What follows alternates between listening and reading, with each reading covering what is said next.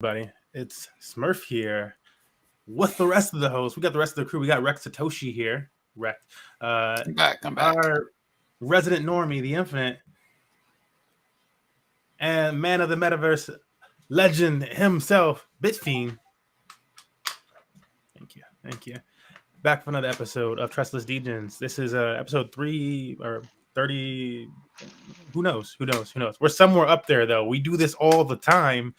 This is the show where we talk about crypto, markets in general, macro. It's pretty much insert buzzword here, but we are a little bit crypto leaning. This is a crypto podcast, but we like to invite our normies into because we like to get it diversified, but not too diversified. But I'm just kidding. We like to hear other opinions. So before we go into anything too much, want to go around. Before I even give you guys headlines or anything like that, give me the you know what, we're gonna cut it today because we're gonna jump back into it a little bit more in depth. Give me the 10 seconds. Satoshi, you bullish or bearish? How you feeling about the market? I am I'm bullish on the market. Bullish. Bitfiend, how you feeling? It's fun. It's fun. All right, you having fun. Bitfiend, hit it. When's that Bitcoin having? Bullish. I was like 2025. Okay. All right, Bitfiend, bullish. Infinite, how you feeling? The perma bear, of course. Perma bear. Burra. That's cute. That's not what you said 3 weeks ago. Oh, for sure was, but it was just we're getting him. He likes to say he's bearish, but it was kind of like this Chinese. He's secretly buying bags behind the scenes. Exactly. It's like when they're like, yeah, you can't mess with those assets, but at the same time they're actually trading the gold or whatever, being like, he's our little Peter Schiff. Yeah, sir. We'll make you. You got to take one side. Either you're this lane or that lane. All right, and myself, I can't help but still be bullish. It's not like the price would have to go down to at least hit my targets for the low, right? Like I've been calling like a 24,000 target for Bitcoin for about 2-3 weeks now. We're starting to move somewhat downward towards that. Recently, we hit 2,500 something or 25,000 something, so it got pretty close, a few hundred away, but it still didn't hit that. And so I'm like, I could see like a little bit more pain before we got like a true wow, that would be a bottom where people like really start to eat the crap out of the price. But we'll see where it goes. We'll see what we get. Today in 2019, I made a post saying Bitcoin is going to moon soon, and I'm feeling the same sentiment. I mean, hard not to feel that way. This is 2019 all over again, folks.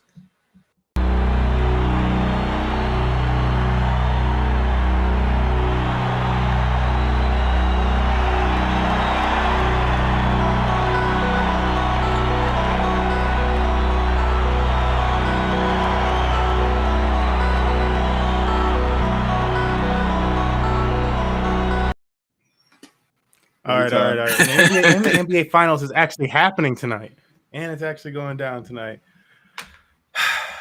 Man, it's a great intro. It gets me every time. Man, right? Like I'm just like it's the smile. Push the button. I'm like, is it gonna make me smile? Are you gonna make me smile today? You got me every time. You got me. Let's check out the bubbles, y'all. Let's check out the bubbles, crypto bubbles. We've been using this over CoinGecko most recently. It's a nice little view of the market. You're gonna use some banter bubbles? It's red. You're gonna use you want me to use banter bubbles? No, I'm just asking. I don't care which one. Is banter bubbles built off of this one? Did they just cause I'm like, I think this one was first, but then banter came about. Yes, exactly. But with banter bubbles, you can click the bubbles and you see the chats. But yeah, the chat features seem really cool. This is very interesting. And something that I did not know is that Stacks was supposedly regulated by the SEC before they even started. So, that's wild to me. Wild. I think that's why they're up today. Yeah. Yeah, people were like, oh, we'll give some attention to this one. Like a little bit of narrative goes toward that even. If somebody were like, yeah, well, this happened for Stacks. That would make sense. I just seen that one green up there, so I had to. No bad. I wanted to pull this up actually right now and just kind of, with the chart up here. Or it's not really a chart; it's a bunch of bubbles. kind of go over market sentiment, how people are feeling about their bags or whatever, and kind of just see like what moves folks are making in the market. Infinite, we're gonna call you eventually too, and we're gonna see like if you were an investor, what would you be feeling in the market at this time? What do you think your actions would be?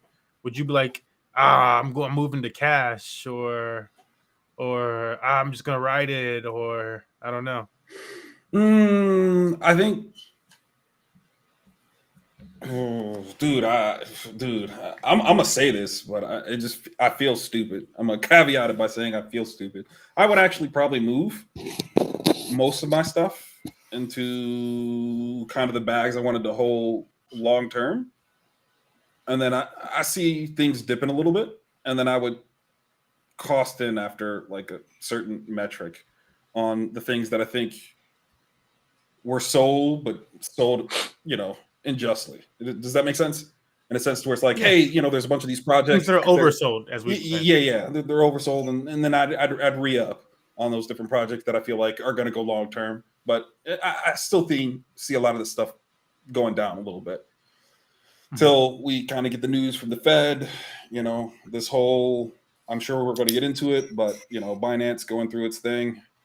And kind of seeing how that plays out in the market, and then as I start to feel better about it, start buying back in. Yeah, no, I think that's a fair strat. Some of your long term holds. You got something you hodl, but you take some out. You know what I'm saying? You wait to buy back in at a low, or maybe you just got assets waiting on the side you like, or cash that you're like, I'm gonna buy in when I get to my lowest peak, when I feel like it's really oversold. I feel like that sounds solid. Satoshi, how's this making you feel specifically? What actions you taking? You taking any actions? What's that? I made a buy or two, I think last week, and I've been kind of lazy this week and haven't bought again yet. So it's just like, I feel like, we're getting a lot of bad news lately, and we are kind of just seeing the effects of that, because it's just like, with Bitcoin, it seems like it didn't really take us down too far, but with a lot of the altcoins, like they got wrecked. So And that's typically what happens. Like Bitcoin move a little bit. You see big 2%, 2.4% for Bitcoin. I don't know where Ethereum is at on this thing. Where is it? Let me see it. Where you at, ETH? So I feel like whatever. a lot of this But the alts, stuff, yeah. I feel like there's plays out there right now to be made. So you just gotta find those and know what you want to do. For shizzle. Mr. Fiend, you got any feels? Any actions? Right there, you had your finger on it. Far left. Just rolling. I haven't really taken any actions. Lots of red. Matic is looking like a good buy to me. Yeah, for sure. What makes you think Maddox a good buy for you? Ooh, 77 cents. Do you know why though? Yeah, I mean, do you know why though? It's at 77 cents. Why? No. Okay, so if we were using the banter bubbles, we would be able to click on the chat and see.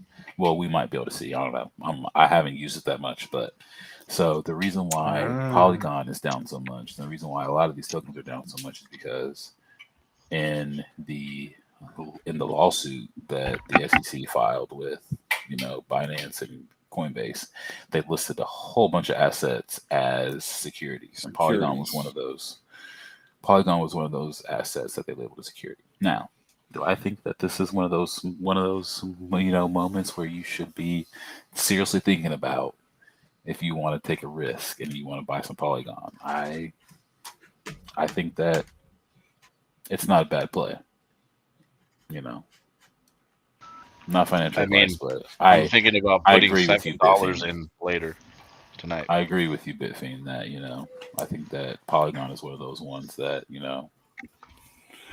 it's like, yeah, it's got some bad news, but this is just opportunity, because Polygon is there. Like Polygon is going to outperform. They've already made their partnerships with people, so it's just like, You know, is the SEC going to shut all that down, or is it just like they're going to get a fine, maybe, or the exchanges that list them are going to get a fine? I don't know. Well, that's how I feel about what's going on right now. Polygon will outperform ETH and Bitcoin during this next run. Okay, dang. I also think okay. BNB could too. BNB took a hit. Solana is one that could, you know. Stop, bro. Bro, come on, now. Bro. I'm trying to tell you. I've been thinking about buying some Solana lately, bro. Oh, yeah, don't even. I'm letting you know, bro. I've been like, man, the Solana over here looking. People still be buying it, bro. I'm like, okay, well, it's just what kills me because it's like one of those situations where you're like, I don't want to buy any Solana. Like as a person who's like all about the utility of my tokens and stuff, and then being like excellent. I want the ones that are like excellent. So like, I'm cool with the Matic. I'm like, cool, Matic, great. Because you know how many times Matic has gone down? Like, it don't go down like that. It might be slow or something. It might be clawed because there's so many people using it, but it's not having those issues and stuff. And it's just like when people are like, and now there's Polygon, ZK, EVM and stuff. Like, I'm like, wow, even better. True. Really, there is. And then, yeah, there's Polygon, ZK. I did not know that. And it's been gaining like a lot of traction too, like the TVL, and it's been like spiking like week over week. Like it was like a week or two ago that I last looked, but it was up like 300% week over week or something like that. So, and that only meant like 12 million or something like that TVL total on that blockchain, just because it was so small and so new, because it was within like the first month or so. But yeah, still, yeah, man, it's tough for me because I'm like, yeah, there's subnets on Avalanche. Why Solana? But then, you know, and it's just like one of those things where you could totally just not fight it and just be like, yeah, I'll just buy some on the dips. That's just the thing. right. I just don't want to fight. I can just do it. I just feel like too many people still talk about Solana, and when the bull run comes next time, it's like to me, it's like, so you like Cardano, and I'm just like, to me, it's like Cardano or Solana. That's like Solana, because you can't do anything with Cardano, so you have to like use Solana. But Cardano has DeFi, and like I don't even like I mean, it's been a while though, and the network was congested when I was first doing Cardano DeFi. When's the last time but Cardano has DeFi. You use Cardano DeFi? I just have stuff running over there. I just got my DeFi running over there. Like there's like a few pairs that I just put it in, and I was like, screw it. I think these ones are gonna be long-term pairs. I'm gonna let this run, build me up some yield. My Cardano is actually sitting in its own wallet on its own chain, and so I was happy to do that. And other than that, I'm chilling because I was just gonna hodl a Cardano anyways. It's my first crypto buy. If you tell me that people are buying Cardano, that's my dollar on the wall, then I believe you. But and then Cardano also has stuff like Milko Meta that's being worked out, which is like EVM compatible Cardano chains, like side chains for it, just to make it that much cheaper. And then however that wants to like scale out and layer out, but it's using Cardano as its like main layer of execution and security. So I'm like, it still has like that. I don't know. The same reason. I think it's too early to count it out. And they got like all these like national I agree with you. deals and stuff like that. I agree, but I feel like the same thing that can be said about Cardano could be said about Solana, except for, you know, I don't know. I don't remember the last time Solana went down, but I feel like it's getting better. I feel like that's good. That's positive for them. Trying to. And you said that like we talking about Ice Spice. Say it's getting better. I mean, they're improving with their lyrics. You know, their bars are getting better. I feel like it's getting better. They have a lot of like weird like niche apps that get built on Solana, like that like Run to Earn, or what was it? Steppin', Run to Earn. Then they have like they have some like payment things over there on Solana, and yeah, but that's like built on Solana. Have, I do give them that. I mean, I think it's the retail blockchain. They have a lot of developers. And I've said that for like longest time about Solana, where like if you want like something that's gonna become like the supercomputer or something like that, and it can like really go the distance, do all this crazy stuff, it ain't gonna be Solana. Solana is not Ethereum level. It's just not there. However, if you want an Xbox, you know what I'm saying, Or like, like we could take it down from Xbox. We could be like, you want a PS Vita? You cool with that? You need a gaming system? Damn. Get this. Nah, I Damn. promise. Like the ROMs though. People love the Vita. By the way, They do. It's like- People love it. Exactly. That's why. It's they love the Vita. They love the Vita. ROMs, So it's though. Anyway, I think it's that retail. It's the perfect retail device, and that's where I've always seen Solana. I wouldn't be surprised, like if Solana survives, like we should clip this up. If Solana survives 5 years in this market, there's gonna be like a Solana gaming council. I don't even know if they've like already announced something like I that, bet. but like it makes sense for that There to are happen. games. They already tried the phone Star thing. Atlas. They just want to have like the whole like boom. It's like Xbox, but it's the Solana. Star Atlas is on Solana, isn't it? They have a game company. Or a game. They have a game that they're building on Solana. But like I have a feeling that a lot of those projects can do well in the bear market. But I just feel like, like Solana, Cardano, BNB. Yeah. I I think for them to be as successful as they can be, they need to lean into that narrative, like that they are like more of this like centralized, like your Xbox type of company type of thing. Like we're not really have their decentralized like that. We are here to give you that decentralized technology and stuff like that, and blah blah blah. If the government comes a knocking, you bet we're bending over. Solana's not We're Solana. We're Solana, baby. They're not decentralized. I'm not convinced at all.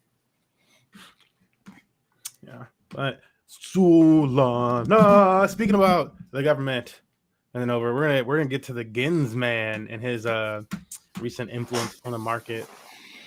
We actually have a little clip for that. But before I do, I wanted to read through this. This is coming from Because Bitcoin. I just want to give them their shout out Twitter account. Nice. It's like a news network for crypto and macro. So they mix like Bitcoin talk. They also just have like macro talk, and sometimes they have on like some pretty notable people speaking. So it's just one of those up and coming channels. But let's look through. They have a nice little list of things that happened this week. So it says President Biden has officially signed the debt ceiling bill, making it law. So one thing to note, a bill put forth by the U.S. House of Representatives aims to enable cryptocurrency exchanges to register with the SEC. Why would somebody have to put forward a bill? Because they won't let it happen. A new proposal, U.S. legislation aims to establish a clear regulatory framework for cryptocurrency, potentially transitioning from being classified as securities to being treated as commodities. Starting from June 5th, Coinbase Derivatives Exchange, the regulated futures platform operated by crypto exchange Coinbase Coin, will provide institutional clients with BTC and Ethereum futures. Sam Bankman-Fried has filed for a court document requesting documents from a law firm that provided advice to his now defunct FTX cryptocurrency exchange. He believes that these documents could assist him in fighting the fraud charges, aka I was talking to you guys the entire time. How you gonna come at me like this? I was listening to you. Ordinals Market and the BTC Miladies, boo, NFT collection have introduced the BRC 721 token standard, enabling traders to transfer their ERC 721 Ethereum-based NFTs to Ordinals platforms. So you're taking your Ethereum NFTs and you can just shift them to the Bitcoin network. That's what that's all about. Or like it's like you're making them over there, so it's their first time showing up over there. It's basically you're copying it over there. Prosecutors urged to judge of Manhattan federal court reject FTX founder Sam Bankman-Fried requested dismissal criminal charges. And we have what was some other fun? Investors have filed a proposal. This is fun. Investors have filed a proposal class action accusing Tesla CEO Elon Musk of insider trading and manipulation of the cryptocurrency Dogecoin. Doge. So yeah. Whatever, guys. I don't know. Like, big money is actually kind of telling you what it was going to do ahead of time. You knew it, and you tried to use it, and then you got whatever. Welcome to the market. Hong Kong has taken a significant stride in becoming a cryptocurrency hub by commencing an application process for license of operate trading platforms and exchanges, allowing retail trading in the second half of 2023. So this is actually a conversation that I got in with the Infinite's man, where I was like, yeah, I feel like China's not as like anti-crypto as you maybe think if they're allowing this to happen anywhere near them. They're over here talking to Taiwan, like, say another word. But like Hong Kong is going to be like, you know what, you guys were running the street a second ago, but here's a gift. Like I really feel like if they were that anti-crypto, they wouldn't be doing this WAN thing. They wouldn't they like the technology. That was the whole thing with this guy's conversation. I'm like, they like the technology, regardless of what you say. Like somebody stealing a Lamborghini and swapping a big like S on the top of it for Smurf doesn't mean that I don't like the way the Lamborghini's built. Like, I obviously like it. I just stole it. Like, Jesus. Whatever. Binance has terminated employees who were deemed non-performers or lacking cultural alignment. So yeah, it's kind of bearish out here, or they getting attacked and this and that. I don't know. They're just like, to me, that what that sounds like is like they looked around the boardroom. They were like, they're coming for us. You're the rat. I want to know who's about this. I want to know if you're in or you're out. And that was CZ, and he gave him the 4. He gave him the classic 4, and some people just couldn't handle it. And they had to dip out. But that's what's been happening in the week. We got any comments on that? I wanted to read through all those. We'll have more time to discuss those as a group. But if there's anything, and I know that was a lot of different things that's like so sticking out, and you're like, dang, I kind of got a comment about that. Please say so before we get into this Gens tape. I just want to know what you guys think about, the SEC coming out and essentially suing Coinbase and Binance, and whether or not any of the claims are true at all. I'm not sure how a layer 2 of Ethereum can be a security. But China has banned Bitcoin like every year. I'm pretty sure the SEC sues something every year, claiming it's a security. But how can Ethereum not be a security? How can Ethereum be labeled not a security, but Polygon is, when Polygon is a layer 2 of ETH? Don't spit like that.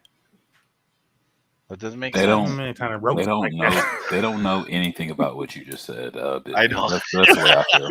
I don't think it's they over their heads. It's over their heads. I don't know what I they're don't doing. think they get it at all. I think it's just LARPing. That is a simple way of putting Disney it. gets it. MTV gets it. The SEC does not. This feed is snapping right now. You snapping. For real. Like, it's weird. It's just like, what are y'all doing for real? So I don't know. I think it was weird timing. I think that the lawsuit came out the same day that Apple's announcement came out.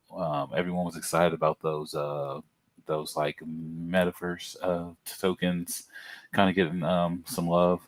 And I want to say the same list of tokens that the SEC ended up saying were securities. I'm pretty sure it matches with the same list of tokens that China said they were going to allow retail to purchase. At least some of those tokens. So to me, it's just like it's calculated still. It's like they're trying to.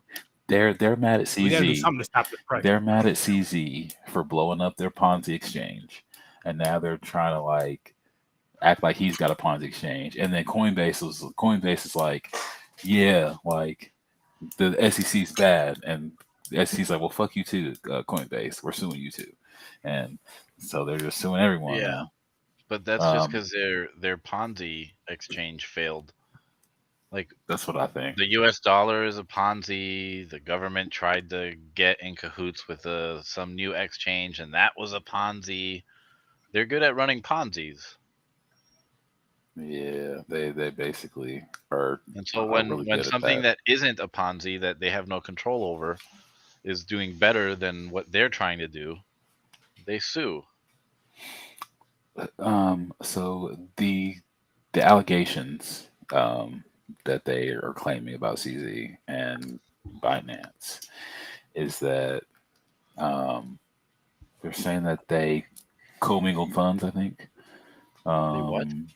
They commingled funds, saying that they had customer funds mixed up with they had Binance US funds mixed up with Binance funds, is what they're saying. And some other stuff about CZ buying a yacht with Binance money or something. Isn't the whole collateralization connected to that as well? Didn't they say he was over collateralizing certain groups? So I think there was a lot of things that I listened to when I was listening to a bunch of people talk about it, because this was something I was really interested in, where they said basically one of the things that the coin is connected to, I think Binance itself or BNB, was collateralized using different things, and that he could pay out one token group with the collateralization that he has, but you're counting that collateralization for multiple coins. I'm gonna look up what the charges are exactly. But that sounds like what FTX got in Yes. trouble for. That sounds now it Double could counting be funds, basically. it could be the same with Binance, but we just haven't seen that yet. So I'm not sure. But I'm gonna try to look up what the exact charges were, unless Smurf has them close. And then Do not. there was another thing that I kind of listened to where they basically were kind of talking about how basically they were laundering money, and they were aware that they were laundering money, and they were doing specific things that basically said, hey, we can't accept your wallet as it is, so make a new wallet. So they weren't directly saying, hey, we'll launder your money. It was just like, hey, the way you submitted that to us, we can't accept unless you put it in a different way. So people were like creating new wallets. So it kind of meant that kind of specific thing. And those were the kind of the allegations that I was kind of like, those ones sound a little iffy. And I guess time will tell. I was just wondering how true you guys might think those parts are, because those were the allegations. I was kind of like, that doesn't sound good at all. I think that whatever they alleged, it could be true. It could be, but I don't know yet. I think that I like Binance a lot, and I'm kind of biased, so maybe I'm I do not like to, Binance. Maybe I'm not the best to kind of say if it's true or not, but I wouldn't be surprised if they had some stuff going on that is not 100% legal. But shoot, if you ask me, man, I would be surprised if like banks aren't commingling funds. I think that like there's a lot of shady shit that goes on with banks that they're trying to say that crypto exchanges should not be doing. Then it's like Gary goes out and says the quiet part out loud on CNBC or whatever, where he said that. Oh wait, is that the video you're on play? Oh yeah, I have that. Gary Okay, yeah. I won't spoil what he says, but it's clear that let's get into the Gary clip now. Clear that they're I want to see it. There's one other thing though that's connected to that whole portion. Is CZ trying to step down? Is he trying to sell? That was like the other thing that I kind of heard. And you guys are more informed than me usually in these situations, so it's like I don't know how true that is, but I heard that he was trying to get like a new CEO to kind of take his place. So they have Binance. That was like US. a week ago, right? They have Binance US, and they have like the regular Binance. So I'm not sure. What I'm seeing is that the former CEOs of Binance US have been working to the SEC to some extent. They gave statements to the SEC about wanting the records from they wanted the data from Binance US, but for some reason they couldn't get it, and so they were saying that Binance US's data and information was being held with Binance as well. So I think that the SEC would probably know what Binance was doing and what they weren't, because they were trying to work with the SEC to get a settlement, and then the SEC, was like, "Nah, we're not going to do a settlement now." So I think that the SEC probably knows what Binance did, and I feel like now they're like, you guys tried to work with us, and now we're going to fuck you over. That's the same thing they're doing with Coinbase. Coinbase tried to work with them and try to figure out what they could do to be compliant. And they're like, well, you're not compliant, but we want to be compliant. Well, you're not, so we're just going to sue you. So, yeah, I feel like your points about the CEOs potentially being from Binance US is a big point that probably shouldn't be understated in this whole Binance situation. That's kind of like why when we were having that discussion with your friend, I was like, I don't know. It's like I feel like a decent amount of this is already like priced in. Like I don't know how much farther it's going to go. Like I'm not really seeing a lot much farther than I was already expecting. When I'm already saying numbers like 24,000 for like a dip in the zone, I don't see this causing it any more than like something really needs to catch on fire from here for it to get a lot worse than that. So I'm like, I don't know. And I feel like the big takeaway is also that this is about Binance US. Like, I don't know, a lot of their statements and stuff like that about like they have like one of these things down here about failure to restrict US investors from accessing Binance.com. I feel like the majority of US investors just stopped actually using the normal Binance and start using Binance US. Like it was just like, so like the people that they're talking about that were like, I don't know, either using the VPN or like you I don't like, sure, there's some big whatever, but I don't know, bro. I'm like, whatever. I feel like the vast majority of people that was like a big to do in crypto. Most people did know I about don't that. know anyone who used Binance US. Not a single person. I also did not know that Binance US had all those fucking tokens listed on there. So When you're using Binance, though, are you using a VPN though? I can't use Binance anymore, and I don't even think Oh, that's what I'm saying. I don't even think they let you. Well, like, I don't even think they let you use Binance with a VPN anymore. That's what I'm saying. You can't. You can't. That's what I'm saying. Like, there are a lot of exchanges you can't even get to that you can't use anymore, even with a VPN. So I'm like, yeah, they're like this failure there. I'm like, but I don't know, bro. Like it was a pretty big to do. but Like Smurf, nobody was before you could. I've used Binance several times. I don't think that Binance was supposed to allow me. I used it in the past for sure. I don't think that Binance was supposed to allow us to be able to use it back then. So that's why I'm like, they might have a leg to stand on when it comes to stuff like that. But I mean, it is what it is. That's just the United States telling us what we, basically going the long way around telling us what we can do, which, it's just like, if that's what you want to do, if you don't want to invest in crypto, that's fine. Don't invest in crypto. I don't want to invest in gold. If you want to invest in gold, that's fine. I'm not going to get mad at you for that, but it's just annoying to me. Like it's hard now to even like find places to trade, like to find, now we have decentralized options now, which is great, but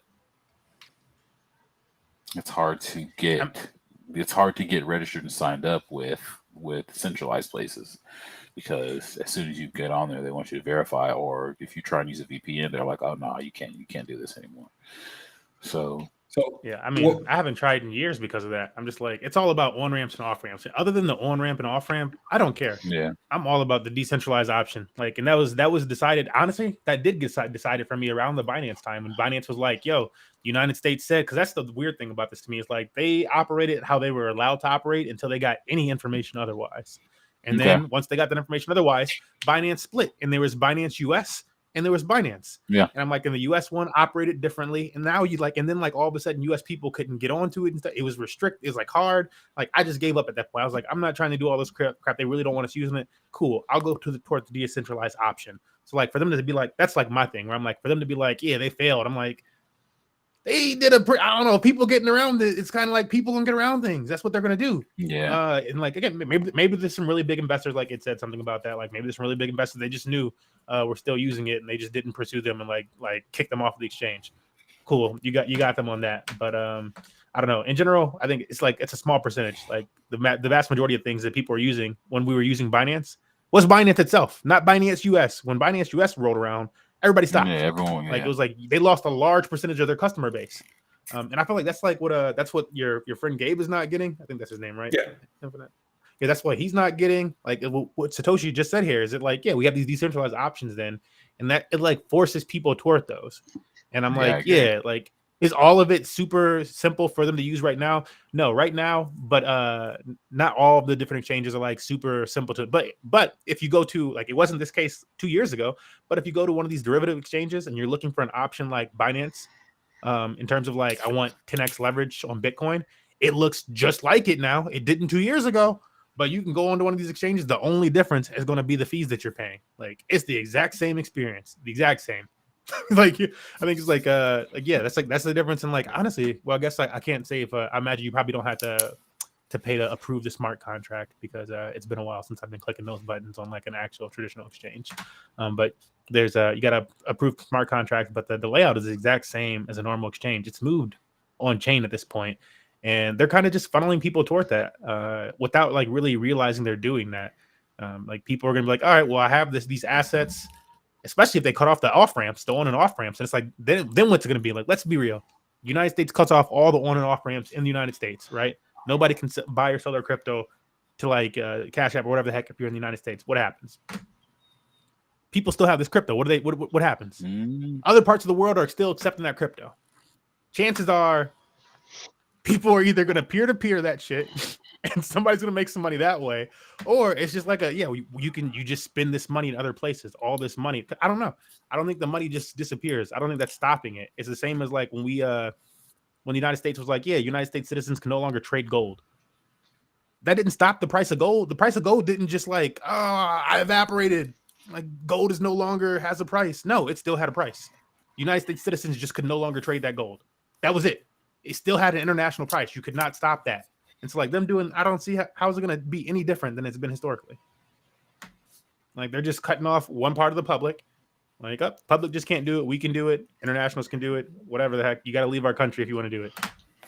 So the sentiment that I'm kind of getting is that maybe you guys don't see a bunch of wrongdoing by Binance and kind of what they're suing for, and that in general, you from your investor kind of point of views is like, well, we'll just see where the cards lay and then do what we have to kind of make sure we maintain our value. Kind of. I like, for me, I'll sum up my answer and then I'll let somebody else speak. But like my thing would be like, they could say some of this stuff if they're going to be like, oh, well, they sold like BNB or BUSD or whatever the heck and this and that. And it like kind of like what Satoshi's initial points. But I'm like, I feel like a lot of the stuff was like they did things up into certain points, and there needs to be clarity on what is what and what is not what and what you can and can't do. And if you're not going to make that clarity and then you're just going to sue somebody on it specifically and be like, oh, well, like we haven't specifically made any rules for this stuff. We like to Bitfiend's point, we haven't really called Ethereum a security, but now Polygon, this thing that's a clone of Ethereum, is going to be a security. Like, what are you doing? What? Why wouldn't you go? Like, it's just you're trying to be so you're and they've said this before, like, you know, you listen to like financial analysts and stuff, they say this. They're like, yeah, they're trying to be obscure on purpose. And I'm like, yeah, it's kind of disgusting. You're trying to be obscure so that you can like potentially win, because you know if you say one thing, then you screw yourself to a certain degree. So you can't go back on some of the things. It becomes this weird situation to where you guys, like, wrong or right, you guys are waiting till you see somebody that you don't like and you're smacking their hands, wrong or right. And it's like, it doesn't matter if there's fraud or any of those type of things at the moment, just simply because like maybe that stuff would be cleared up if there were clear rules at play. So I'm not going to be mad at people breaking imaginary rules, essentially. Yeah, okay. I'm not going through. I'm gonna do an analogy. If you know about analogies, I'm not gonna be the cop running through town arresting people for jaywalking. And we got no jaywalking signs. This town is never considered a jaywalking law. It's a small town American town, and we're still watching people jaywalk. Yeah. You know, at the same time, you know, I choose you, and I'm still watching other people do it. And then all of a sudden, it's like it's not. And like, what is this about? Like, and he's like, this has never been a thing. It never has been, but it is now. And it's like, well, what about for them? Like he's still doing it right now. I don't think I want it for them, because if I do, then maybe they won't give me any more ice cream. I like going over there. It's like some weird, like that type of stuff. Like, and it's like, dude, this is like really, like, it's really scummy. It's really scummy. You could just like lay some level of like regulation and like handle this. But then for you to come afterwards and not like, for them to come after people, this is my real thing. For them to come after people and not come out with the regulation versus the I'm going to sue you. Why wouldn't you make this point be here's the actual regulation that you need to be following? Because they don't know what the fuck they're doing. Why wouldn't they just tell them to comply? Instead of asking them to just comply and giving them some time to comply, these are the rules, comply by these rules. We're just going to sue you. I don't think... I ain't never come at you with the rules. I'm just going to sue you. Like, what? That's all that Gary can do, is try to sue people. So that's what he's doing. Gary's an idiot. Yeah, I feel like I feel like the U.S. is trying to like stop a lot of the U.S. people from investing, and I feel like they can't they can't be having these McDonald's workers get rich. That's the problem. That's the problem, especially off of Pepe. With $27. I think that something like a year, just enough to meet inflation. Something like 20%. I don't know. I was watching Crypto Banter earlier, and they were doing a really good podcast about about the Hong Kong stuff, about the Hong Kong starting to allow retail investors to invest. They have some really interesting stats about the percentage of I think crypto investors that are in the U.S. as opposed to Asia. And so apparently like somewhere around 23% of the investors are in like America from crypto, and like somewhere around 60% are in Asia. And of course, there's some other percentages, some other places around the world. So it's just like by China them, hates Bitcoin. that's what they said, you know. So I mean, and then it's just like you know, to me, the SEC is doing more hurt to anyone than good by trying to like sue Binance and sue Coinbase.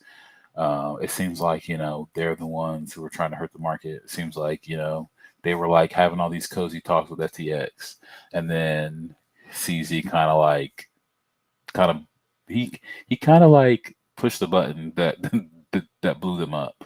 So I feel like they're bitter. I think that I had some notes when Smurf was talking. So they were talking about freezing funds, and in my head I was like, "How in the fuck are you guys going to freeze Binance's funds?" I'm like, "This is going to be amazing because I need to know how they're going to do this." And when I was thinking about it, and then I started reading a little bit more into it, they're going to try to freeze Binance US's Yeah. assets, and I don't think they have that much. Like I don't think they have. It's like 2% of everything that Binance has apparently. Now there were Like a the lot of total. outflows from Binance US, which was like I heard it was up to $1 billion, and I'm not sure how. I heard that, you know, they have like maybe a couple $100 million, maybe under management, or you know that they're messing with. That's such a small amount compared to what Binance has.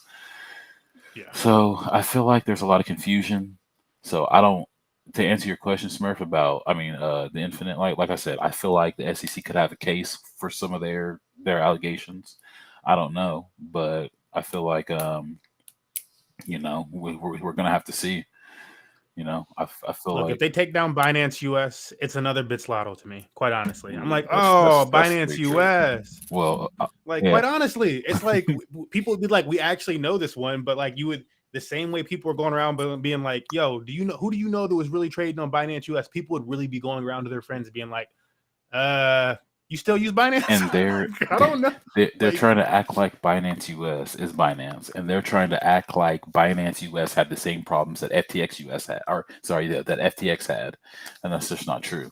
I feel like they're misleading. I feel like the SEC is misleading investors the way they're trying to say that you know, CZ or Coinbase is like misleading investors. Like it's just it's not working very well for him. I don't feel like a Bitcoin is still $25,000 to me. It's just like that hurts because at the beginning of this year, before they were being sued, before Coinbase or Binance was being sued, like Bitcoin at the beginning of this year was like 20K. Like Bitcoin is up. yeah, I'm like, yeah, my Bitcoin is almost doubled from the bottom where I bought it. Thank you. I do want to play this clip and getting a little bit more discussion about it. We've been talking about the Gins man, keep those brains moving panel, and we're gonna let Gary run Gins, the let's go, Gins. show. This is a field that's built. The whole business model is built on non-compliance with the U.S. securities laws. And we're asking them to come into compliance, and they're going a bit of catch us if you can. That's a sort of generalization. And they're commingling various functions that traditional finance we don't allow. I mean, the public would be aghast if they thought the New York Stock Exchange was also running a hedge fund trading against them, or allowing wash trading, or lacked controls to protect against fraud and manipulation on the platform.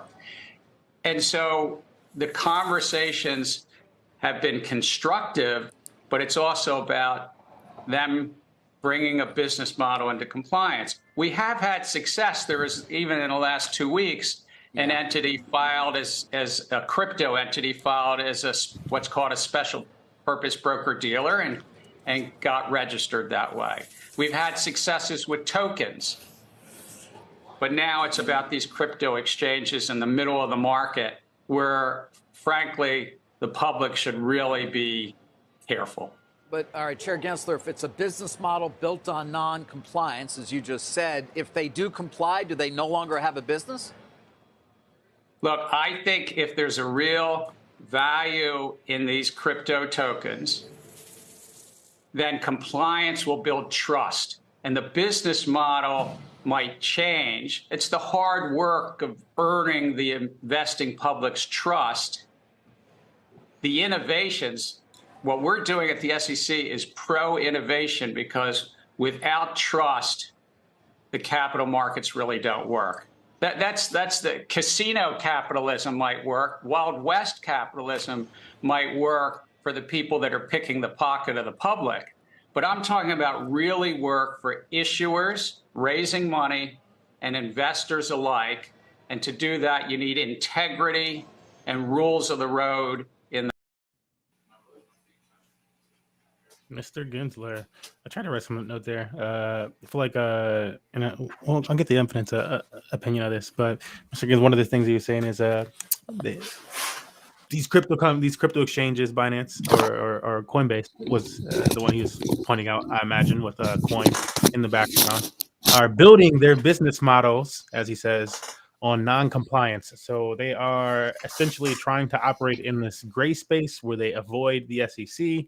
And try to, like, hey, you don't have anything for this. Well, since you haven't said anything, we can operate in this field. And if you catch us, then eventually, sure, then you got us. But until then, we'll slip away. Is what it sounded like Gary was saying.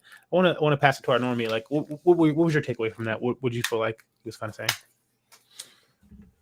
I feel like it was a little doublespeak, and from my understanding, because that was like going to be my segue after Binance, because Binance, I felt like, they might have had a better argument, but like Coinbase being wrapped up in the lawsuit did make sense to me, because the only thing that I've ever heard from Coinbase was like, okay, we want to do it the right way. And it felt like there was a lot of communication from Coinbase to kind of make sure they were in line. So it's kind of weird that, and I mean, Binance too, quite honestly, because Binance is they often tote that they're the most regulated exchange.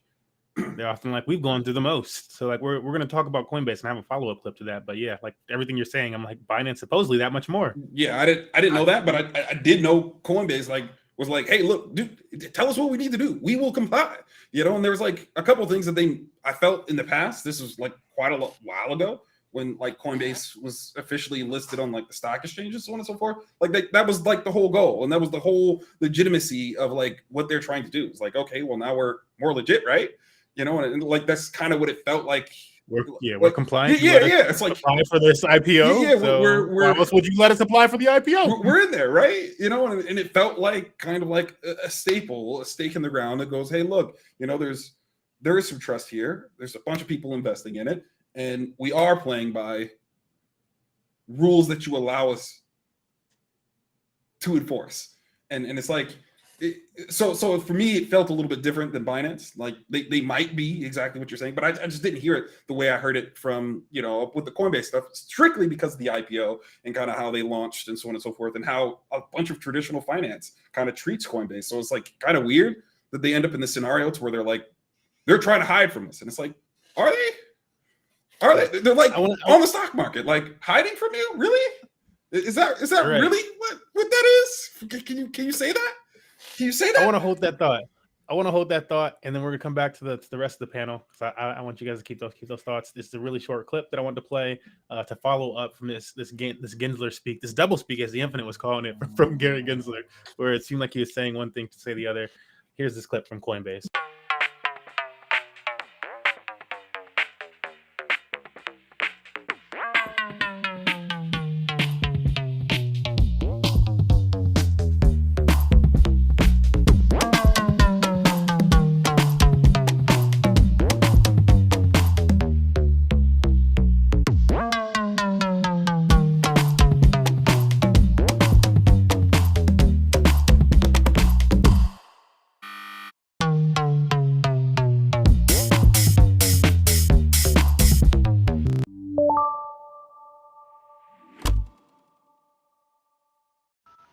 This is Bitfiend, and I approve that message. Man, I feel like what was so cold about that is they had that waiting, bro. They had that waiting. I'm like, y'all already made this. You were like, come at us. I can't wait. Update it. They didn't come at us this month. Update them. We've met with them 2 more times, because it seems they're meeting with them like at least 2 times a month. It's like, what?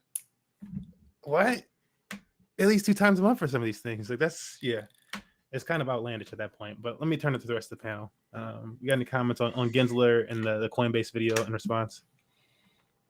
I feel like basically the same way that the Infinite feels. You know, like when the SEC goes after Binance, and you're like, okay, I could, like I said, I can see where you might have a case. You know, you guys might know some stuff that I don't know about Binance. I can see that, but when they go and mess with Coinbase, it's like I feel like Brian Armstrong has done everything he could to comply with the SEC, and I feel like they did a good job not listing a whole bunch of a lot of tokens that they might feel like are securities, as you've seen in that video.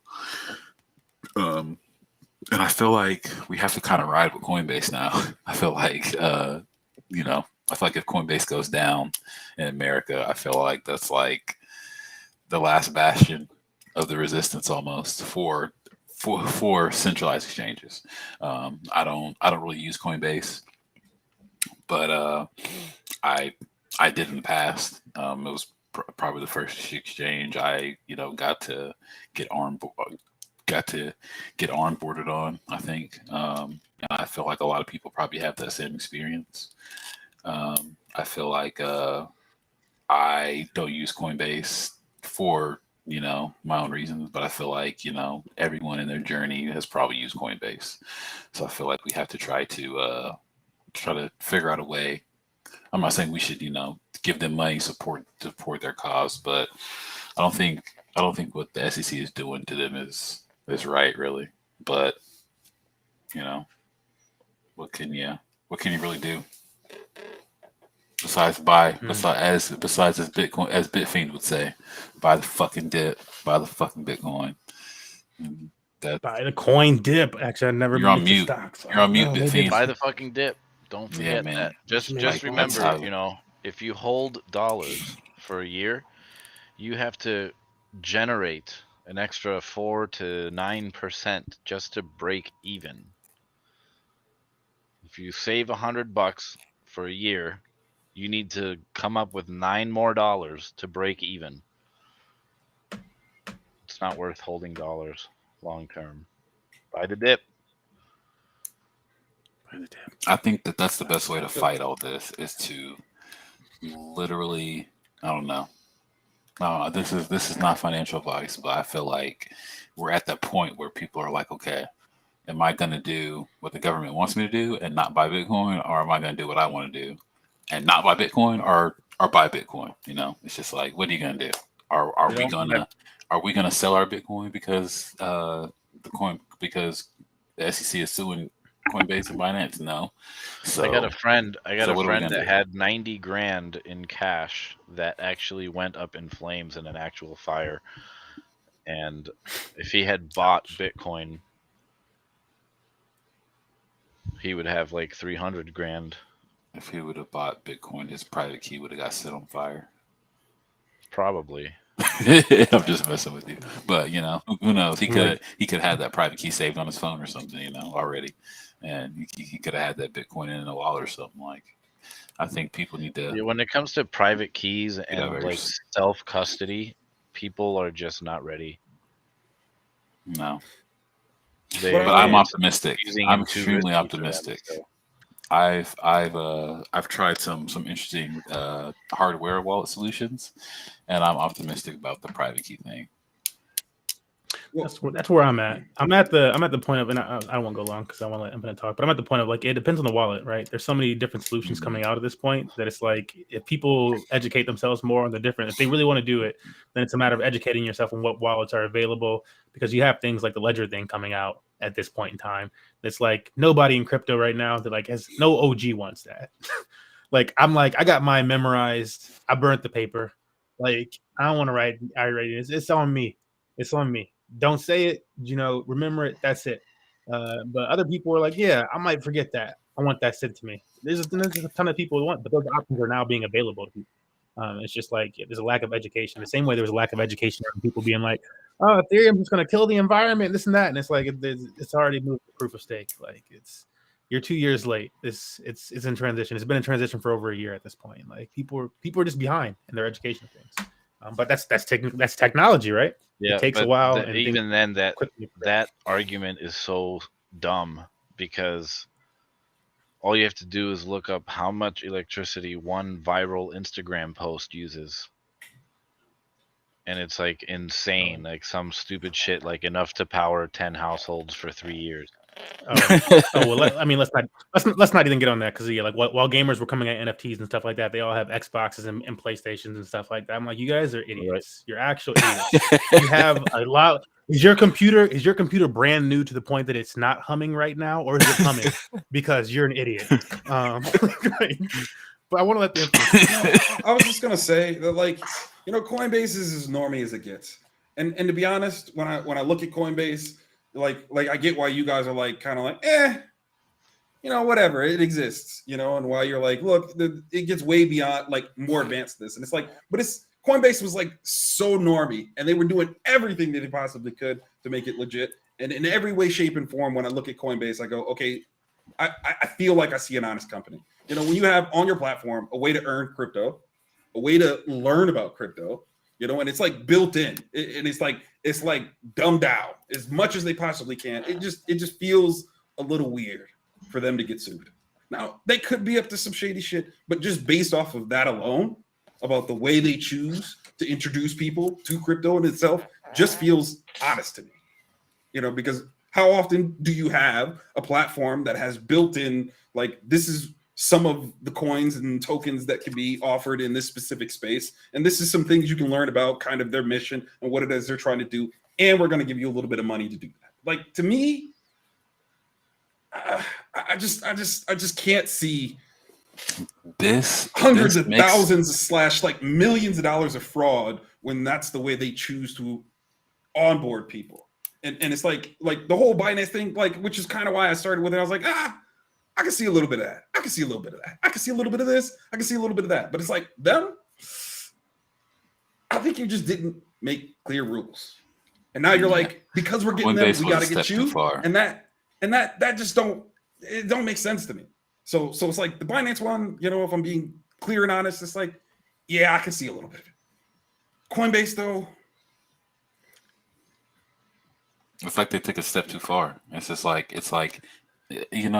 so they sent that thing to Coinbase a couple months ago, or maybe even a year ago, for them to stop Coinbase Earn. They basically did the same thing with Gemini when Gemini was going to do that thing with Genesis, I think, and DCG. The SEC was basically like, no, that Earn thing was wrong. So I think Gemini got sued. They don't want you to earn with crypto because you can earn more than you can earn with the bank.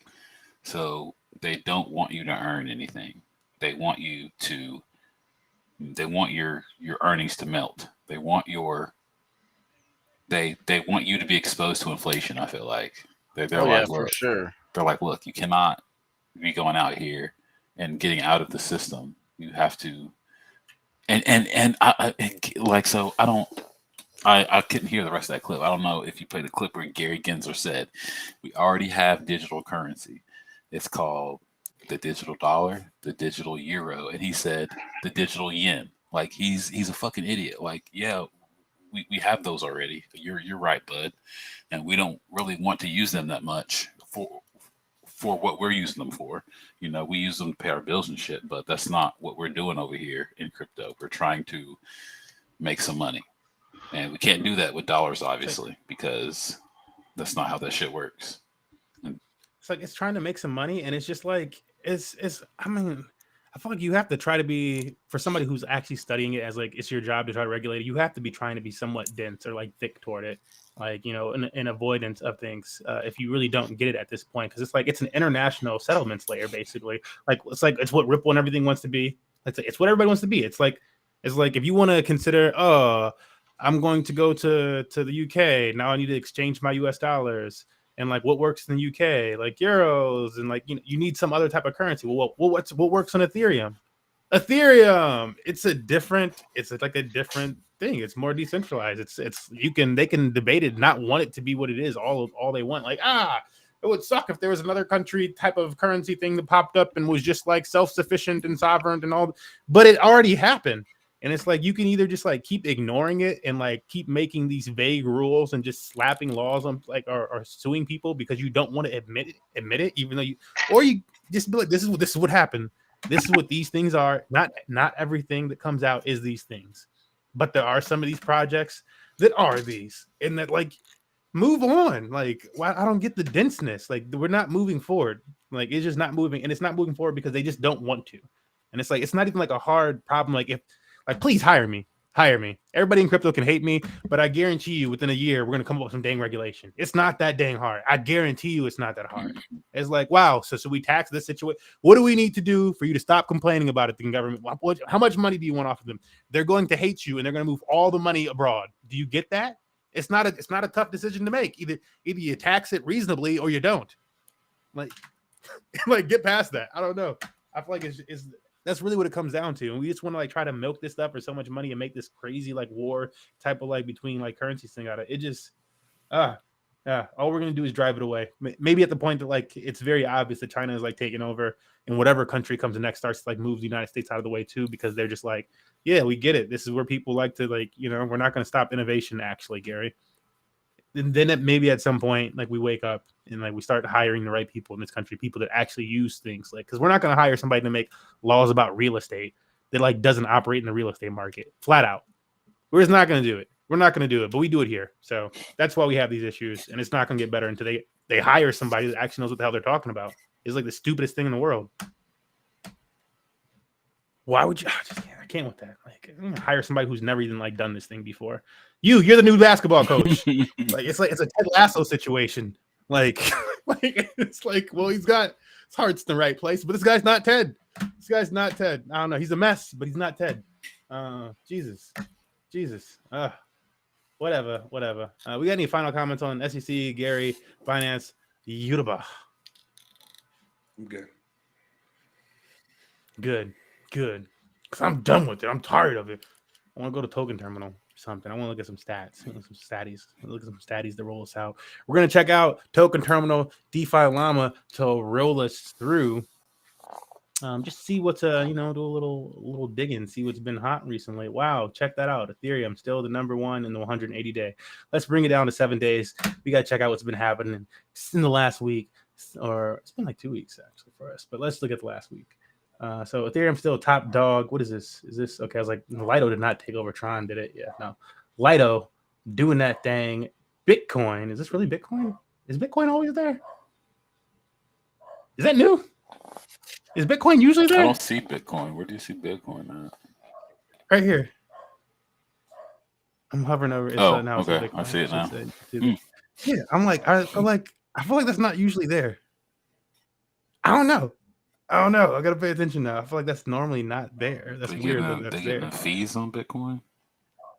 I'm like, these ordinals might really just be making things pop. That's what I should have clipped up, but I would have had to like really do some editing. That whole Peter Schiff thing that we sent the link around with, where he's talking to Anthony Pompliano, and Pomp's like, "So you finally caved into Bitcoin?" And Peter's just like, "No, I still don't like Bitcoin. I still don't like Bitcoin." And he's like, "Okay, but you're doing this whole thing with like, I think it was like real estate or something too." He's like, "But you're doing this whole thing where like you're using the ordinals on Bitcoin to like subscribe and authenticate whether or not somebody buys this thing." And he's like, yeah. So we're using Bitcoin for that. We're going to subscribe on these ordinals, and we're just going to see if people do it. We're just going to see if people do it because everybody wants to do it. So we're just going to see if that. That's freaking ridiculous. You bought some Bitcoin to do that, then, right? I don't like Bitcoin. I'm like, dude, this is so ignorant. This is like the level of like this is what we're going through right now. It was like the conversation was happening with a friend where he's like, nah, China doesn't like crypto, and I'm like, they like the technology, man. Like the digital yuan is built on the technology. It's built on the technology. They're using the technology. This article is about them letting Hong Kong, their super tech city, use the technology. They like the technology. Like, what they want is control of it because it's China. It's communism, so they want control of it the same way the United States want control of it. But since they don't, they're going to make sure that there's not as much competition. And so how do they eliminate that competition? The state can trade. Yeah, the state can do whatever the state wants. but the individuals can't trade in that asset. And again, the United States did the exact same thing with gold back in the day. It's like this is nothing new in the world. So I don't know. Crazy duel. We got GMX, OpenSea, Pancake. Are there any outliers here? That's what I want to say. Are there any crazy outliers? Darknet. I feel like that's kind of new into the list. Aurora Finance, if you guys don't know, that's kind of like a yield aggregator type of platform built on top of Balancer. So it's increasing Balancer yields. Underrated little DEX balancer that it is. Blur, but Blur's kind of been in their flash bots. That's scary. Level Finance still in here. Moved down off the top a little bit, but that's okay. You're competing with top dogs. Is there anything in there that's crazy? That's new? Let's look at the 24-hour. See this. This is probably where the real fun is. Morpho still Mux. I'm saying. Last time we looked at the 24-hour, Mux was over here. Slowly moved up. Note it. I don't care if it take 3 months, 4 months, 5 months. I'm telling you, Mux is gonna slowly, unless something horrible happens, Mux is gonna slowly move up. Trader Joe. That's another one, actually. I was thinking about Joe today. Like Satoshi. I'm not sure if you're familiar with DeFi Maestro, Twitter guy. I feel like I've heard of him before. He got really famous on Twitter recently for sharing all of his plays, basically. So he just does DeFi. So he's not trading like scalp trading or swing trading or anything like that. I mean, I guess you could call it swing trading. But he'll buy up whatever DeFi asset. So recently he was buying up Joe, and he was utilizing the token and whether in a liquidity pool or just staking it for whatever it's supposed to do. The token will go up in its price. And he's earning off of it, and then he sell it into other asset. He was keeping track of his portfolio, and he 3 or 4x his portfolio, while showing people every single move daily. So he's pretty popular for doing that, making these early calls and stuff like that. And he still does it. But one of his big plays was Joe.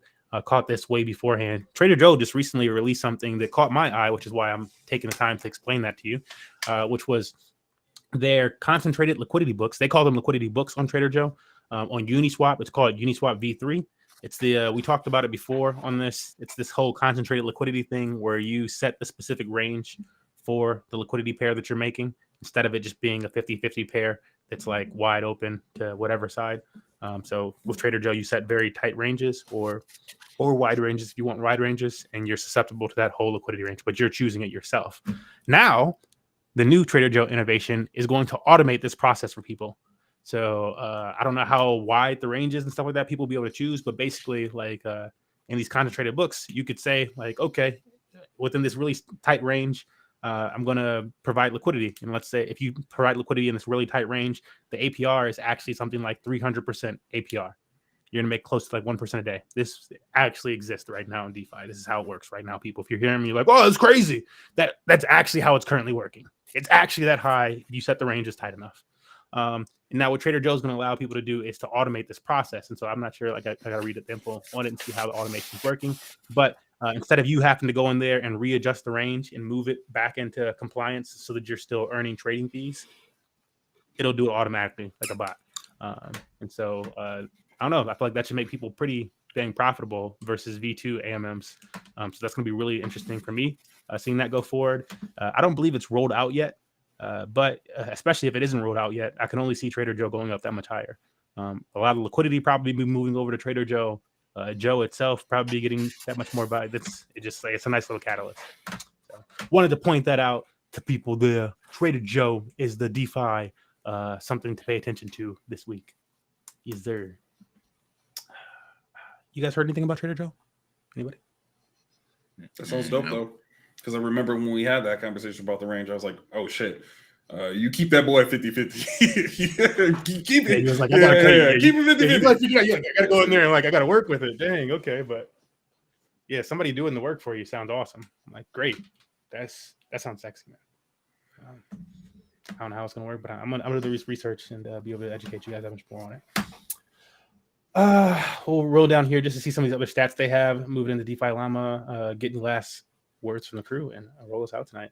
Kyber swap up here. I haven't, because they had that little smart contract issue a few months ago. Oof, it was a month ago now.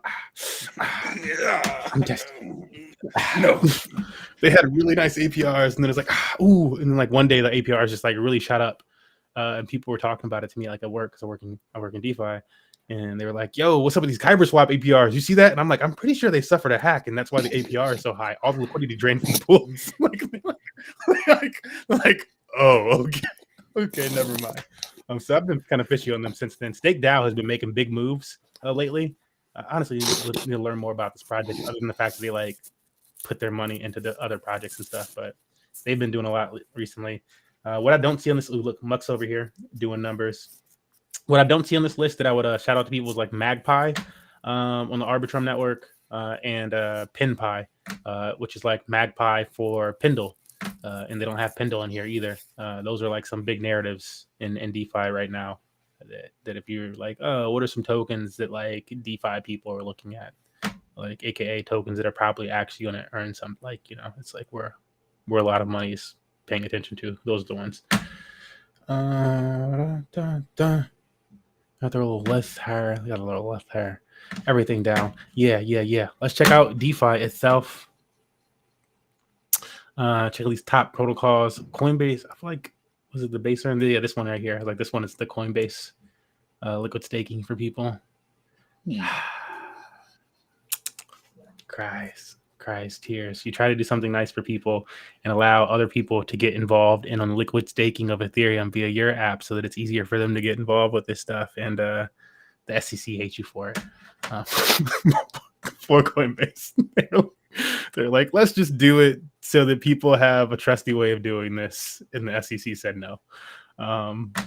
That's funny. I'm like, it's funny. I don't know. Again, I'm like a Satoshi. I don't really use Coinbase. I know it's sad for all these normies and stuff. They'll have to find somewhere else that pops open. That I don't know. Maybe United States citizens will just lose access to it for a while. That's also a possibility. Where I'm like, it's totally possible. They're just like, yeah, if you don't already have that crypto, and a lot of big crypto influencers have been saying this for years now. But they're like, yeah, get your stuff off of these exchanges because one day, you know, they're gonna come knocking and they're gonna be like, yeah, you just all of a sudden can't like use this stuff on these exchanges. And like they've been saying that for years.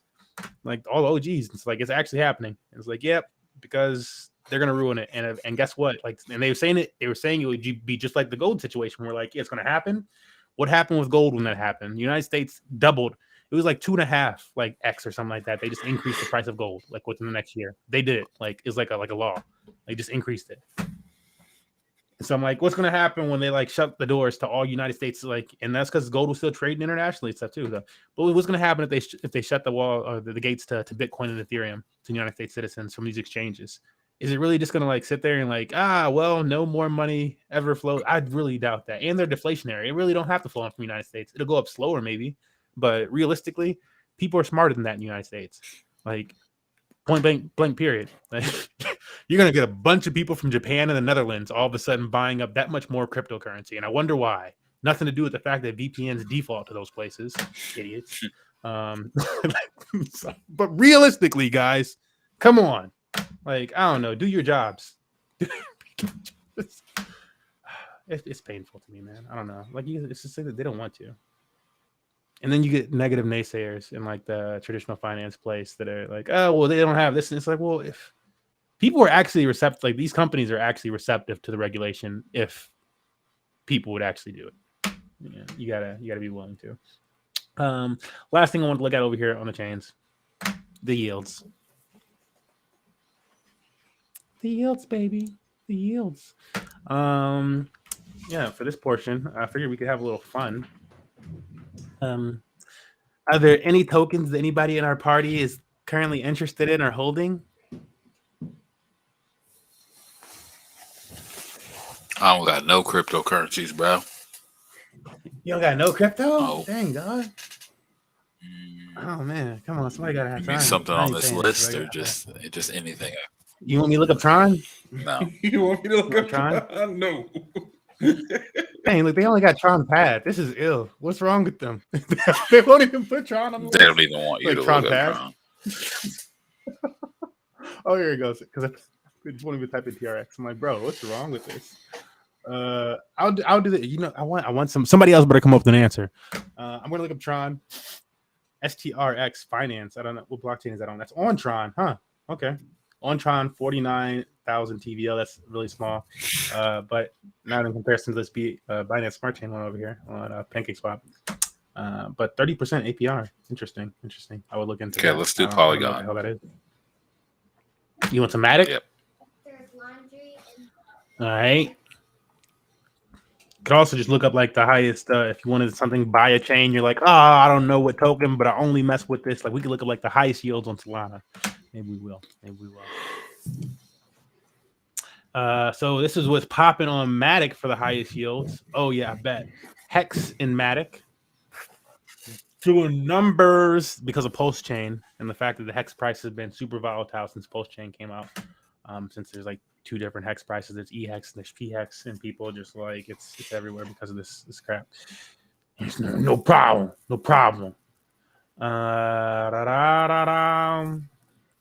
don't know. I don't see anything like super crazy that I'm interested in. I don't see anything. I'm gonna go for the tokens that I'm interested in. That's the biggest one that I see here right now.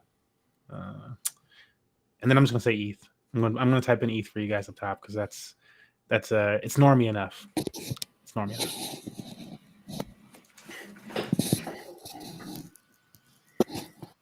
Last yield play. Highest yields for actually let's play this a little bit more. We're gonna use some of these breakdowns they have here. So we'll say null and permanent loss. We could say single exposure, but we'll just say null and permanent loss, which just means if it's gonna be ETH, it's gonna be paired with another ETH asset. Highest yield over here on Pendo, our ETH. 391%. So this is going to be pegged to the same price as ETH. It's just like another ETH stablecoin type of asset. So something pegged to the same price as ETH. You get 391% APR or APY on that on Arbitrum. So cheap gas fees too. That's actually kind of fire. ST ETH over here on Pendo as well. When's this maturity? Oh, is that mature? That's weird.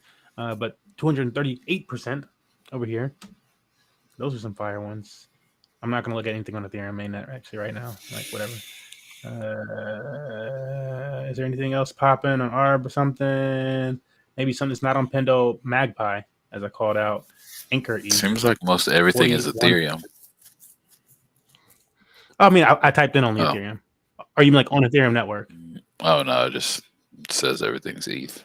ETH. Oh yeah, all these assets. ETH. They're all ETH assets. I only wanted ETH. ETH. Like so, I'm looking for like how can I utilize like let's say I had Ethereum. I'm like, I don't want to part ways with my Ethereum, but I want to earn more Ethereum. This is how I can get 41%, yada yada percent.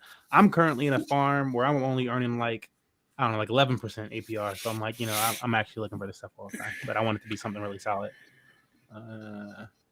But yeah, I don't know. The most important takeaway from this is these things do exist. This is a really nice one, but you want to look at how TenderFi does their yields and stuff like that. Just FYI. This is actually where I'm parked. Yeah. These yields exist. It's up to 20% today too. I just saw that. I'm like, oh, sexy. Money moving in and out of pools. I'm just like quiet when it comes to DeFi Llama because I don't use it, and I'm just like, damn, I need to. I mean, it's a nice place to go and check those yields. They don't have everything in there, so you do want to use a few other places. But it's nice. Are you using ETH, Polygon? You don't have to connect anything. Like when you don't have to connect to you don't have to connect your wallet to anything. You just go to it, and I'm searching by the ETH token specifically right now. So I just you go to yields if you want to find yields, and then type in that token. It's just like a search engine. Yep, pretty much. I thought it was an actual yield aggregator that you guys are logging into. It does work as a. In. No. So we're not doing anything like that. We're just using it for data. Though it does have like a DEX. They have their own. It's like a 1-inch type of DEX. So if you find the best price, somewhere that you like, let's say that 806% APY, and you really wanted to do it, where do you go from there? Pancake Swap?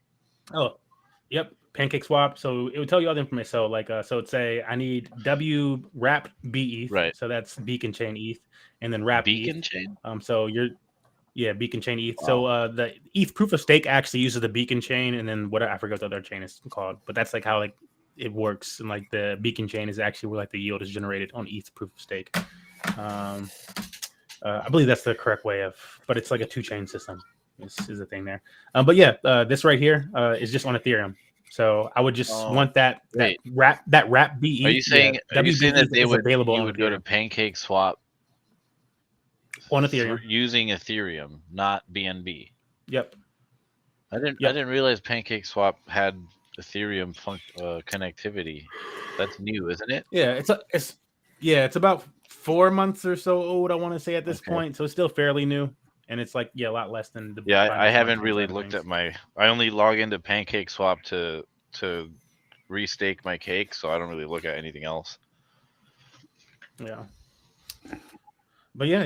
You'd go here, look at the chain that it's on, buy that asset, and then find you can go ahead and click on this. Yeah, and when you click on these pairs, they actually the next page will give you more information on what to go into, and they'll also even list things like the competitors for that that asset or whatever it is. It's actually not doing it right here, but that was down there. You guys use Beefy Finance at all? I haven't in a while, but I am very familiar with Beefy. Okay. Yeah, when he was doing it currently. When he was doing it, I was doing it, and that's when I had like a spreadsheet, and I was playing that game. And I did a $20 pair, and it turned into like $1.50. It was nice. I learned. I learned what not to do when it comes to staking with a pair. That impermanent loss. Yeah, that impermanent loss. Yeah, and that's permanent. Let's just. And that's the nice thing about these pairs that I've got listed here. I typed in no impermanent loss, so all these assets are staked to it's the same as each other, so it's finding. So there's no impermanent loss in these pairs. So it's if ETH goes down in price, then but no matter what, you're earning more ETH. So if you just want more of that asset, period, or another asset to sell into that asset, that's what you're going to be getting in this situation. But yeah, you won't be suffering from the fact that ETH goes up in price and USDC stays stagnant or the vice versa. But yeah, that's the DeFi Llama wrap up today. Is data points and whatnots. Let's roll this thing out. Get some testament. Get some testament. See how folks are feeling. Satoshi, are you with us? I think Satoshi might have fallen asleep. I'm here. Might have hurt them. How you? I don't know. How you feeling seeing all these data points after listening to my Gary rants? How does it make you feel? I just feel like they're trying to shake us out, man. And I feel like the people who aren't going to be shooken out aren't going to be shooken out. I ain't getting shooken out. That's all I know. Fact. Oh, feels it. All right.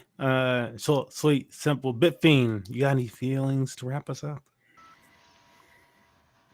There's a lot of musical movement in the metaverse. I just did a debut for 0x Quan at Twitter, and I know him as QXG. He's a Decentralite, and he just dropped a really fire rap song about the metaverse, and he dropped it as an NFT. I mean, True Band Room collaborating with MTV in Decentraland. We got Beat Trekkers and Meta Trekkers doing crazy DJ battles. They had one today. I mean, you guys need to check out Decentraland.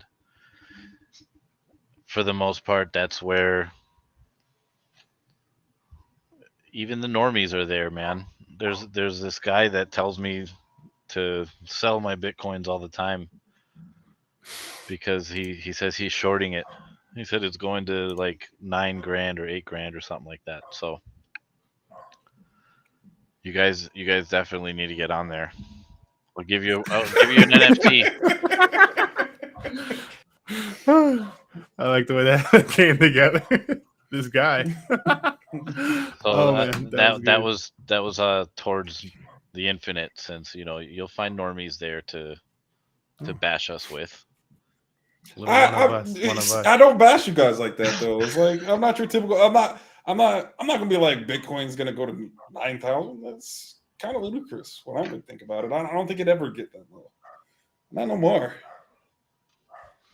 Not no Not no more. more. Man, I'm looking at these Wombex yields, bro. 20% on that ETH. Smurf might have to do a little management. I'm pretty sure this is like my pool. I'm in the ETH pool for Frax, but whatever. Infinite. Okay, so you don't feel that was kind of bullish again. Orange pilled. But how you feeling? I'm bearish, but I can finally say that I think we might actually hit a singularity.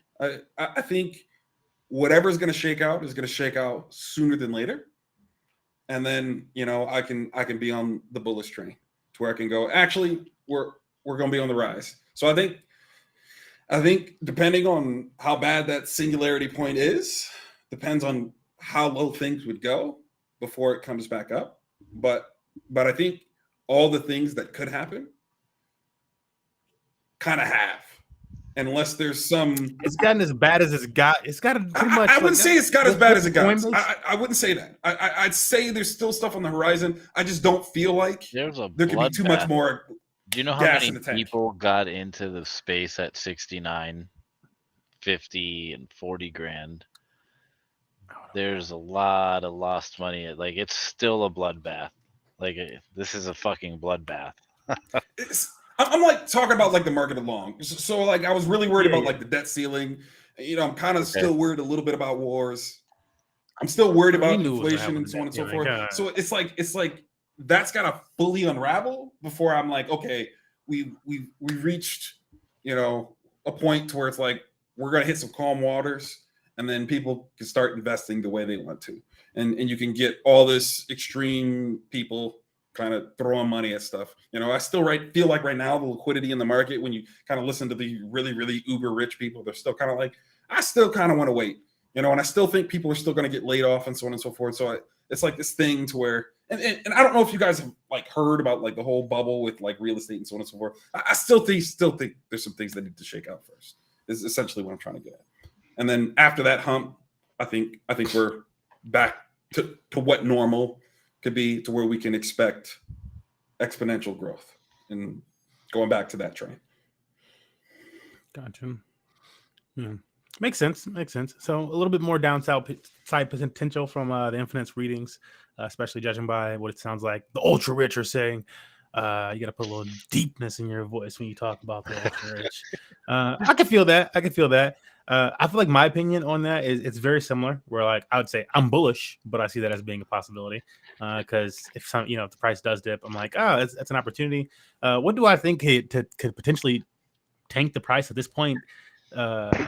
Just a second ago, I said like, oh, I feel like it's gotten as bad as it can get, and that was kind of in reference to this, where I feel like attacking Coinbase and Binance, like the biggest exchanges out there, I'm like, you in game, all right, cool, we're here. This is yeah. You went after the big pieces on the board. Like, I had somebody ask me about that. Like, oh, what do you think? I heard the SEC is like suing the two in Coinbase. Like, he didn't know what to call it. He didn't know what he was talking about, but. I didn't even know about the story or the news yet when he told me, and he doesn't have any cryptos at all. And I'm just like, whatever, still bullish. Like, that's great. That is great, because getting towards what happens when the government attacks something that like is revolutionary? I mean, it's only gonna get better. I really just want you to start and end all your conversations with "you have balls of steel." Okay, like it should just start and end with that. Yes. You just start and you go, before I say anything, I have balls of steel. All right. I would say nothing will phase me. All right. I am a perma bull, bitch. All right. Diamond and these hand. balls, I they're fully made of understand. steel. Let's just put it this way. I'd like to. I played EverQuest and World of Warcraft for years. And they have an economy within the game, and they have a currency within the game. So we go with World of Warcraft, which is gold. How do you mine for gold in World of Warcraft? Well, you kill monsters. It's an unlimited supply no matter what. But how much is 1,000,000 gold? It's been $100 forever, and there is a market for it. There is a trend line for how much 1,000,000 gold is worth in World of Warcraft. Maybe it's less now, or whatever. But last I remember, $1 million was about $100. And this is a centralized, infinite currency within a game that is not transferable outside of the game. And it holds value, and it will forever hold value as long as World of Warcraft is around. So introduce cryptography, and it's a freaking no-brainer. Global payment system that solves the Byzantine problem, whatever it solves so much more. It's revolutionary. You got to understand it. 100. Yeah, I feel like my one thing is just like at Coinbase and Binance being attacked like at this level. Second to like I don't know what other shoe can drop. Quite honestly, that's my last. It's like I just don't know what other shoe can drop. You've attacked like the highest level of like things, and like what's the worst case scenario that I can see is like the next step would be like they're like and now you can no longer buy Bitcoin or cryptocurrencies if you're not a United States citizen, and everybody who's already locked into cryptocurrency would be like, well, we told you. Like that would kind of be it. That would kind of like literally though, like, and then other people that were like, dang, maybe I actually do want some of this stuff. But would just get a VPN and stuff. And then like, but it's like, when that would be like, that's like as far as it can go. It can't go. They have like one more option. The next step is like, to ban it. Snakehead is one more thing. Yeah, and that's all they have the left. only problem with that is there are so many US major massive corporations that are already in cryptos. There's no way it's getting banned. It's impossible. Disney, really? Disney like runs this shit. Tell me Disney doesn't run the show when it comes to like Disney's. Well, I'm like, look, and Disney's so big, Disney could probably just do the whole thing that every other company that's like big enough would do, which is like, yeah, well, now our other office that's offshores and whatever country is the office that controls everything for cryptocurrency, and none of it's being run through the United States. And so any money or whatever the heck we had going cryptocurrency is no longer affiliated with the United States. Don't ask for taxes from it or whatever the heck. It's over here in Bangkok now. Like that's what's going to happen across the board. Like, but that's still there's like, still a what's up with loss. Coinbase leaving Canada? Well, guess what? Canada didn't get no more. Coinbase is like, yeah, okay, cool. We got other offices. Yeah, well, the thing is, it's still a massive loss for those companies. Oh, like for sure. So Disney and all the like Nike, Square, Venmo, all these apps, all these companies that are using cryptos, selling them, it's not happening. You can be a bear. You can say they're going to ban it. That is the next step, but it's not going to happen because specifically because of that commercial that Coinbase played, that you played. Fucking update your 1942 bullshit. Yeah.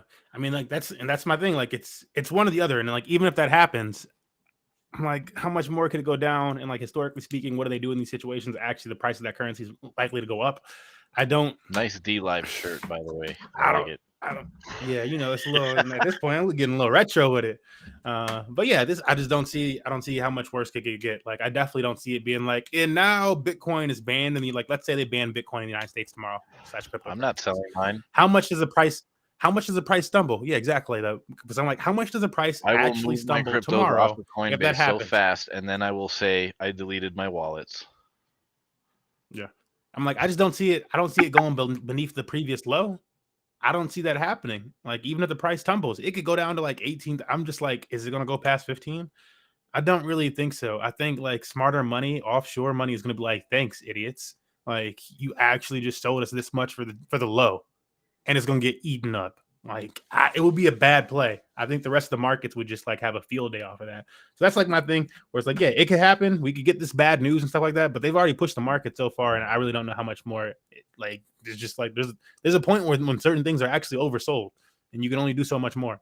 And I don't think we're there yet, but it's getting really hard. It just seems like there has to be some level of FUD. Otherwise price, like what happens when the FUD stops? Every time the FUD stops, prices go back up. They don't have to have like, there's like no crazy prices just go back. Why is that? Because innovation's actually there. Like, so we'll see. But you have to stop the price from going up right now, which is interesting. That if nothing negative comes out, price just keeps going up. So that's my 2 cents. Any last comments before we close this thing out today? Crew. Nah, just deuce, man. Is yeah, I think the smoke's almost clear, and so we'll see what happens. Buy the fucking dip. All right. See you guys.